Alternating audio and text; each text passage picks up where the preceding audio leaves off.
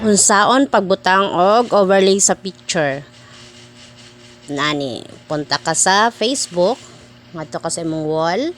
What's on your mind? Makita nimong photo and video. Then, scroll ka, punta sa gallery, magpili kag picture.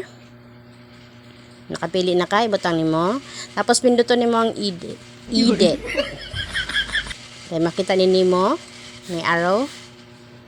Pili na po kag picture.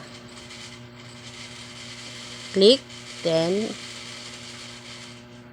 imo na pong i-drag nga na sa picture mismo. Imo na siyang pagamayon para angayon po tan-awon. Usa pa, mao hapon imong buhaton, inig sunod gusto nimo usa duha tulo ka picture ang nasa usa ka frame. So mao lang na.